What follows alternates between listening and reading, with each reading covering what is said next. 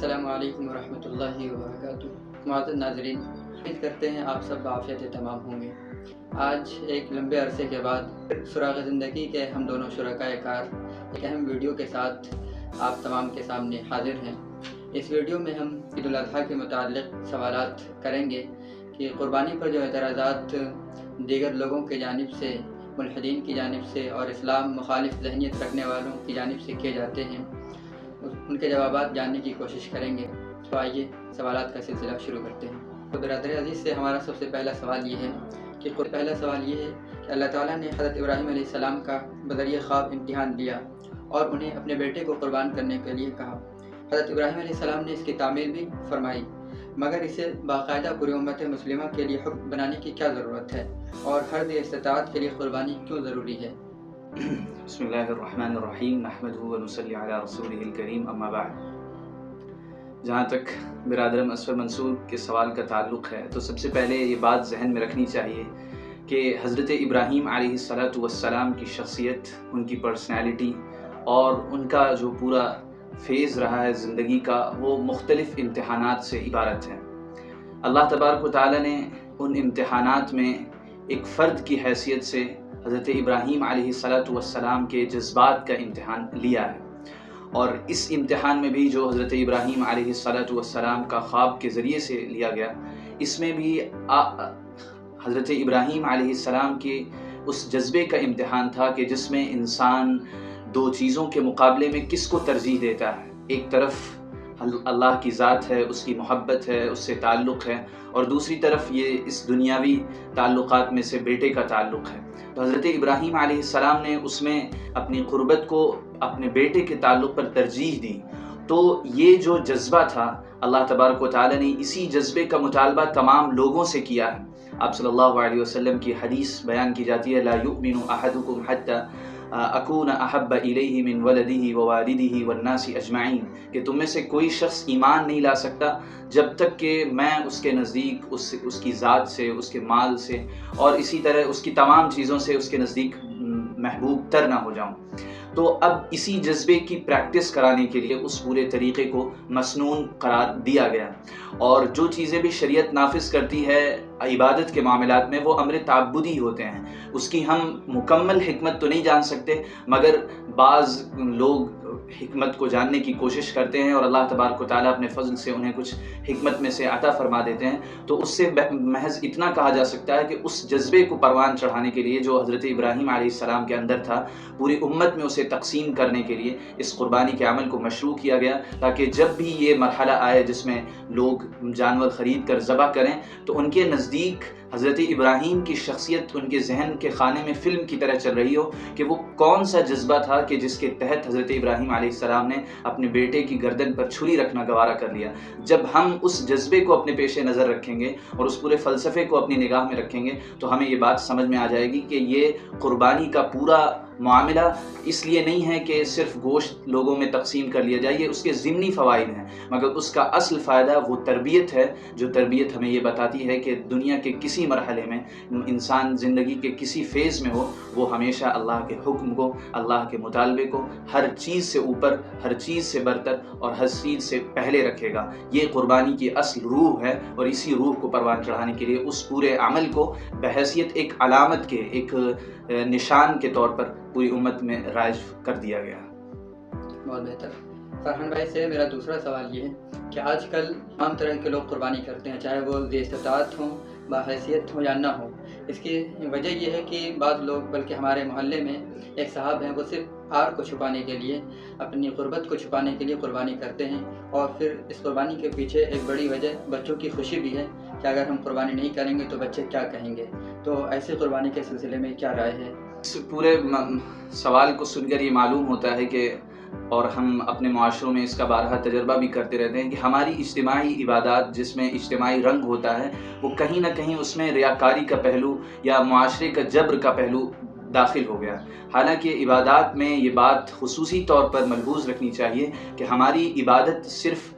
ہمارے رب اور ہمارا معاملہ ہو، اس میں نہ معاشرے کا جبر شامل ہو، نہ اس میں اپنے بچوں کی خوشی شامل ہو۔ اگر اللہ نے ایک عمل مشروع کیا ہے، آپ صلی اللہ علیہ وسلم نے اس کی حیثیت واضح فرما دی ہے، تو اگر ہم اس کو اس حیثیت سے نہ تسلیم کر کے اس کو اپنے اوپر فرض قرار دے دیں تو یہ یقیناً شریعت کے ساتھ کھلواڑ کا معاملہ ہوگا۔ ہر حکم کو اس کے درجے پر رکھنا چاہیے۔ ایک چیز واجب ہے یا ایک چیز جس کو صاحب استطاعت پر فرض کیا گیا ہے، تو اگر ہم اس میں وہ سہولیات نکال لے رہے ہیں اور خود پر اسے فرض کر رہے ہیں تو یہ خود ہم اپنے آپ کو تنگی میں مبتلا کر رہے ہیں، دین کو دشوار بنانے کا کام کر رہے ہیں، اور اللہ نے دین کو دشوار نہیں بنایا۔ اللہ نے خود کہا یرید اللہ بکم اليسر ولا یرید بکم العسر، کہ اللہ تمہارے ساتھ آسانی کا معاملہ چاہتا ہے، وہ تم پر تنگی، تم پر سختی نہیں پسند کرتا ہے۔ تو جو لوگ بھی معاشرے کے جبر کی وجہ سے ایسا کرتے ہیں انہیں اپنے عمل کا جائزہ لے لینا چاہیے کہ آیا وہ یہ عمل معاشرے کو خوش کرنے کے لیے کر رہے ہیں یا اللہ کو خوش کرنے کے لیے کر رہے ہیں۔ اگر معاشرے کو خوش کرنے کے لیے کر رہے ہیں تو فبیہا، وہ کرتے رہیں، لیکن اگر ان کا مقصود اللہ کو خوش کرنا ہے تو وہ اپنا جائزہ لیں، اپنی حیثیت کا جائزہ لیں۔ جو چیز اللہ نے ان پر ضروری قرار نہیں دی وہ اپنے آپ پر اسے ضروری کر کے اپنے آپ کو تنگی میں مبتلا نہ کریں۔ اس میں حالانکہ عبادات خالص عبادت ہونی چاہیے، اس میں اللہ کی خوشنودی اور رضامندی کو تلاش کرنے کا پہلو غالب ہونا چاہیے، نہ کہ یہ کہ ایک معاشرے میں چیز رائج ہو گئی ہے تو چونکہ ہم بھی معاشرے کے ایک فرد ہیں تو ہم بھی اسے پورا کریں گے۔ جس عبادت میں یہ رنگ غالب ہوگا یقین جانیے کہ ایسی عبادت اللہ کی بارگاہ میں قبول نہیں ٹھہرے گی، جیسا کہ اللہ نے فرمایا لن ینال اللہ لحومها ولا دماؤها ولکن ینالہ التقوی منکم، کہ اللہ کو تمہارا خون، تمہاری قربانی کا گوشت نہیں پہنچتا، بلکہ جو تم اپنے دل میں اللہ کو اپنے بہتر سے بہتر مال پہنچانے کا ایک جذبہ رکھتے ہو اور تقوی کا جو جذبہ رکھتے ہو وہ چیز ہے جو اللہ کو اصل میں مقصود ہے۔ تیسرا سوال آپ سے یہ ہے کہ قربانی کے گوشت کو 3 حصوں میں تقسیم کرنے کے لیے کہا گیا ہے۔ پہلا حصہ خود کے لیے یعنی اپنے گھر کے لیے، دوسرا حصہ رشتہ داروں کے لیے، تیسرا حصہ سائلوں یعنی غریبوں کے لیے۔ مگر آج کل بقرعید کے موقع پر دیکھنے میں یہ آ رہا ہے کہ دوسرے اور تیسرے حصے کے لیے لوگ تیار نہیں ہیں۔ دوسرے حصے کے لیے اس طور پر کہ رشتہ دار اسے اپنے لیے گوشت لینے کو تحقیر سمجھتے ہیں، اور تیسرے حصے میں سائلوں کی کمی واقع ہو گئی ہے۔ پہلے لوگ آتے تھے دروازے کے پاس لیکن اب ایسا نہیں ہے۔ تو اس موقع پر کیا کیا جانا چاہیے؟ کیونکہ بعض گھرانے ایسے ہیں، بعض باحیثیت لوگ ایسے ہیں جن کے گھر میں کئی قربانی کے حصے ہوتے ہیں، تو وہاں گوشت ایک بہت بڑی مقدار میں آ جاتا ہے۔ تو پھر پہلی چیز اس سوال کے ضمن میں یہ ذہن نشی رکھنے کی ضرورت ہے کہ 3 حصے کرنا یہ استحباب کے درجے میں ایک چیز ہے، اسے ضروری نہیں سمجھنا چاہیے اور اسے محض مستحب جاننا چاہیے۔ دوسری چیز جو آپ نے کہی کہ رشتہ دار اسے اپنی تحقیر سمجھتے ہیں، تو یہ ہمارا اخلاقی نقص ہے کہ ہم ایک چیز جو ہدیے کے طور پر ہمارے پاس آ رہی ہے ہم اس میں اپنی آپ کی تحقیر گردان رہے ہیں۔ آپ صلی اللہ علیہ وسلم نے تو یہاں تک کہا کہ اگر تم کو بہت حقیر سی چیز بھی کوئی ہدیے میں دے تو اسے قبول بطیب نفس قبول کرو۔ تو رشتہ داروں کو اور ہمیں اپنے تعلقات کا جائزہ لینا چاہیے کہ ہم کس سمت میں چل رہے ہیں۔ اور تیسری چیز جو آپ نے سوال میں کہی کہ سائلین کی کمی ہو گئی ہے، تو ایسا ہمارے تجربے کے خلاف ہے۔ غربت بڑھتی جا رہی ہے، سودی نظام کے نتیجے میں غربت مزید روز افزوں ہے، لہٰذا سائلین آج بھی ہیں، مگر چونکہ ہمارا یہ مزاج یہ بن گیا ہے کہ ہم قربانی کے گوشت میں یہ چاہتے ہیں کہ مانگنے والے ہمارے پاس آئیں، ہم ہمارے گھر پر ہمارا دروازہ کھٹکھٹائیں اور پھر اس کے بعد ہم انہیں کچھ عطا کر دیں۔ تو سب سے پہلے سائلین کے معاملے میں یہ اپنا مزاج تیار کرنا چاہیے کہ ہم خود یہ معلوم کرنے کی کوشش کریں کہ کون لوگ ہیں جو محتاج ہیں، کن تک ہمیں خود پہنچنے کی ضرورت ہے۔ آج بھی بہت سے سلمس ایریاز میں ہم جا کر گوشت تقسیم کر سکتے ہیں اور وہاں پر بہت سے ایسے لوگ ہیں جنہیں سال بھر ایسی غذا کھانے کو نہیں ملتی ہے، تو اگر ہم تلاش کریں گے تو یقیناً وہ ملیں گے۔ اور قرآن نے سائلین پر یہ بات بوجھ نہیں ڈالا ہے کہ تم جا کر گوشت مانگو، بلکہ قرآن نے یا مطلب تقسیم کرنے کے معاملے میں، صدقہ دینے کے معاملے میں، زکوٰۃ پہنچانے کے معاملے میں یہ خود صاحب نصاب پر یعنی جو عطا کر رہا ہے اس پر یہ ذمہ داری ہے کہ وہ لوگوں تک فآت ذی القربى حقہ، یعنی یہ اس سے کہا جا رہا ہے جو حق رکھ رہا ہے۔ تو ہمارے پاس غریبوں کا حق ہے تو ہم اس تک خود جا کر پہنچائیں۔ اس سے 2 فائدے ہوتے ہیں۔ پہلا فائدہ تو یہ ہوتا ہے کہ ہمارے اندر تکبر کی کیفیت پیدا نہیں ہوتی، ہمارے اندر تواضع پیدا ہوتا ہے۔ دوسری چیز جو بہت اہم ہے کہ معاشرے میں جسے ہم دے رہے ہیں اس کے اندر اپنی تحقیر کا جذبہ پیدا نہیں ہوتا کہ وہ گھر گھر جا رہا ہے اور مانگ رہا ہے، تو اس سے اس کے انا کو ٹھیس پہنچتی ہے اور اس کی خودی پر کہیں نہ کہیں چوٹ پہنچتی ہے۔ لہٰذا کوشش اس کی کرنی چاہیے کہ ہم گوشت قربانی کر کے محتاجوں کی نشاندہی کر کے خود ان تک گوشت پہنچانے کی زحمت گوارا کریں۔ اب ساتھیوں کی جانب سے پرچے کی شکل میں بعض سوالات ہیں، تو اس میں سے چند سوالات ہم ان سے پوچھتے ہیں۔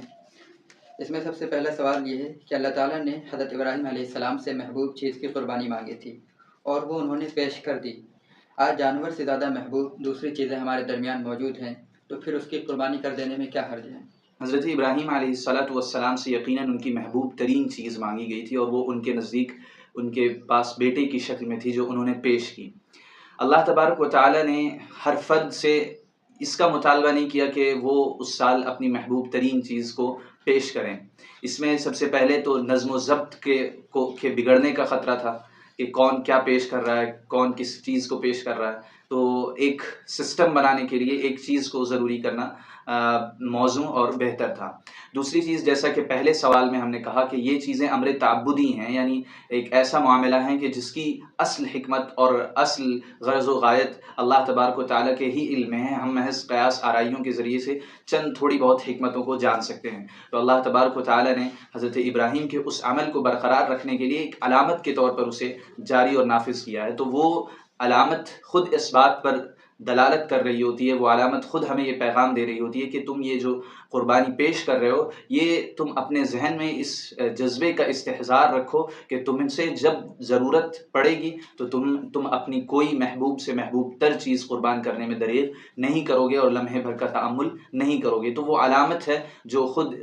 اسی محبوب تر چیز کے قربان کر دینے کے مترادف ہے۔ دوسرا سوال یہ ہے کہ ایک طرف قربانی کے گوشت کو نعمت کہا گیا ہے کہ اس کو کھاؤ، اور دوسری طرف اگر کوئی کھانے کی نیت کر لے، بحیثیت انسان اگر کسی کی نیت میں یہ بات داخل ہو جائے کہ وہ قربانی کے گوشت کو کھائے گا تو پھر یہی قربانی قبول نہیں ہوگی، ایسا کیوں؟ قربانی کا ایک مقصد ہے، اور اس مقصد کو اگر کوئی شخص پورا کر لیتا ہے تو اس کے ضمن میں بہت سے فوائد حاصل ہوتے ہیں۔ تو مقصد کی حیثیت سے اللہ کے حضور میں اپنے تقوی کو پیش کرنا ہے۔ تو اگر کوئی شخص اس گوشت کھانے کو اپنا مقصد بناتا ہے تو گویا وہ قربانی کے مقصد کو درکنار کر رہا ہے، لہٰذا اس کی قربانی قبول نہیں ہوگی۔ لیکن جب اس نے اس مقصد کو پورا کر دیا کہ وہ اپنے دل میں اس نے یہ جذبہ رکھا کہ یہ قربانی میں اللہ کے لیے کر رہا ہوں، اور اسی کے امتداد کے طور پر اگر کبھی مجھے ضرورت پڑی تو میں اپنی محبوب سے محبوب تر چیز کو بھی قربان کر دوں گا، تو اس کے بعد اس مقصد کو پورا کرنے کے بعد اللہ کی طرف سے بعض انعامات ہوتے ہیں، بعض جزا ملتی ہے، بعض دنیا میں جزا کے طور پر اسے گوشت مل رہا ہے، تو وہ اسے کھا رہا ہے تو وہ ضمنی فائدہ ہے، اسے اصل حیثیت دے دینا گویا قربانی کے مقصد کو فوت کر دینے جیسا ہے۔ لہذا نعمت کے طور پر اسے کھانا یہ ضمنی چیز ہے، اور اسے اسی کے لیے قربان کرنا یہ اصل حیثیت ہو جائے گی۔ لہذا ان دونوں میں فرق ہے، دونوں کو ایک دوسرے سے خلط ملط نہیں کرنا چاہیے۔ اعتراض کے بجائے ایک فقہی سوال ہے کہ قربانی کا جانور خرید کر لایا، پھر وہ جانور غائب ہو گیا اور پھر وہ جانور نہ ملا، تو کیا اس شخص کو پھر سے جانور خرید کر قربانی کرنے کی ضرورت ہے یا پھر اسی جانور سے کام چل جائے گا؟ اگر اس جانور کو خریدنے کے بعد اس کے نصاب میں اتنا مال نہیں بچا ہے کہ وہ قربانی مزید پیش کرے، یعنی اب وہ صاحب نصاب نہیں رہ گیا، تو وہ اب چونکہ اس پر وہ قربانی کا مکلف نہیں ہے تو اس وجہ سے اب وہ قربانی نہیں پیش کرے گا۔ لیکن اگر وہ ایک جانور خرید کر لایا، ابھی اس نے اس کی قربانی نہیں کی تھی اور ابھی اس کے پاس اتنا مال ہے کہ وہ دوسرا جانور لا سکتا ہو، اور اسی اثنا میں وہ جانور کھو جاتا ہے، تو اب اس پر ضروری ہے کہ وہ اپنے اس فاضل پیسے میں سے جو زائد پیسہ ہے اس سے وہ دوسرا قربانی کا جانور لے کر آئے، کیونکہ ابھی بھی اس پر ویسے ہی قربانی کا فریضہ قائم و دائم ہے، تو وہ تب تک ثابت نہیں ہوگا جب تک کہ وہ قربانی نہیں پیش کر دیتا ہے۔ تاریخی سوال ہے کسی ساتھی کی جانب سے کہ دیگر مذاہب میں جو قربانی کا ثبوت ملتا ہے وہ حکم کسی نوشتے سے ماخوذ ہے یا صرف افسانہ اور غیر ثابت شدہ کوئی کہانی ہے؟ جہاں تک قرآن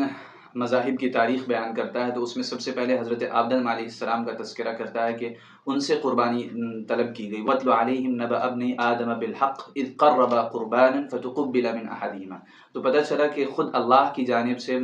جو باقی مذاہب ہیں، جو آسمانی مذاہب ہیں، اس میں قربانی کا تصور رہا ہے، اور یہ اللہ ہی کی طرف سے رہا ہے، اگرچہ اس کی شکلیں مختلف رہی ہوں، اس کے تقاضے مختلف رہے ہوں، اس کے احکام اور اس کی جزئی تفصیلات مختلف رہی ہوں، لیکن یہ بات خود قرآن سے ثابت ہو جاتی ہے کہ حضرت آدم علیہ السلام کے وقت سے ہی قربانی کا تصور پایا جاتا رہا ہے، اور خود تورات میں اس کی بے شمار مثالیں موجود ہیں۔ اب آخری سوال ہمارے ملک کے تناظر میں یہ ہے کہ اسلام احترام ادیان کا علمبردار ہے، پھر قربانی کے نام پر گائے یا دیگر جانوروں کی ہتیا کو یعنی قربانی کو کیوں جائز قرار دیتا ہے؟ کیونکہ اس طرح سے ہمارے جو دیگر بھائی ہیں انہیں تکلیف ہوتی ہے اور وہ بار بار اس پر اعتراض بھی کرتے ہیں۔ تو سب سے پہلی چیز یہ ہے کہ ہمارا اصولی موقف خاص طور سے ہندوستان کے تناظر میں یہ ہے، جہاں پر ہمارے غیر مسلم بھائیوں کی ایک بڑی تعداد رہتی ہے اور جو گائے کو اپنے لیے بہت مقدس سمجھتے ہیں. تو چونکہ ہمارے پاس اور آپشنس ہیں جس کے ذریعے سے ہم اللہ کے حکم کی تعمیل کر سکتے ہیں، بکرا ہے اور اسی طرح دیگر دوسری چیزیں ہیں جس کے ذریعے ہم اللہ کی قرب کے اس حکم کی تعمیل کر سکتے ہیں، تو ہمارا اصولی موقف یہ ہے کہ ہمیں غیر مسلم برادران ملک کے احترام میں اور ان کے جذبات کو ٹھیس نہ پہنچے، اس لیے کوشش کرنا چاہیے کہ ہم گائے کی قربانی نہ کریں جہاں پر فساد کا اور قانون کے بگڑنے کا خطرہ ہو اور جہاں پر باقاعدہ حکومتوں نے قانون بنا رکھا ہو. یہ ہمارا اصولی موقف ہے، امن کو سامنے رکھتے ہوئے، جذبات کو سامنے رکھتے ہوئے. لیکن ایک بحث، ایک ڈیبیٹ اس پر ہونی چاہیے کہ کیا صرف ایک طرف سے کسی کے جذبات کا احترام ہونا چاہیے یا دونوں طرف سے ایک دوسرے کے جذبات کا احترام کیا جانا چاہیے. یہ بہت صحیح ہے کہ اگر گائے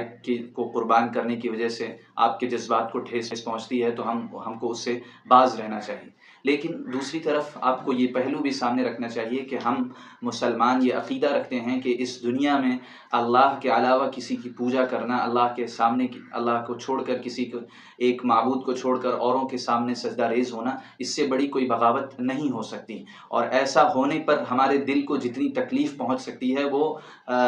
بیان کی حد سے باہر ہے. تو اگر ہم سے یہ مطالبہ کیا جاتا ہے کہ چونکہ ہم قربان کریں گے تو آپ کے جذبات کو ٹھیس پہنچے گی، لہٰذا ہمیں قربانی نہیں کرنی چاہیے، تو ایسے ہی کیا ہم اس تقاضے میں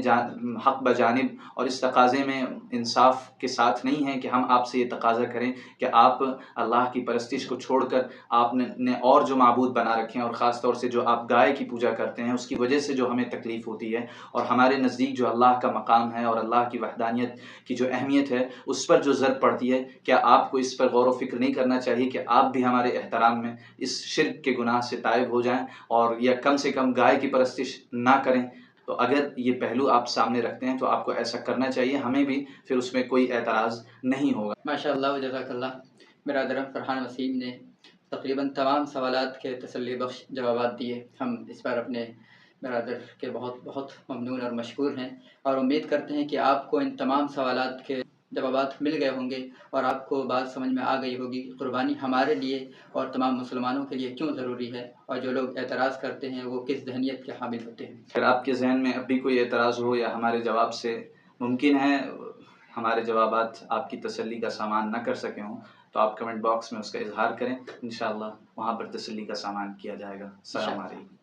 ملتے ہیں دوستوں پھر کسی اور ویڈیو کے ساتھ، تب تک کے لیے السلام علیکم ورحمۃ اللہ.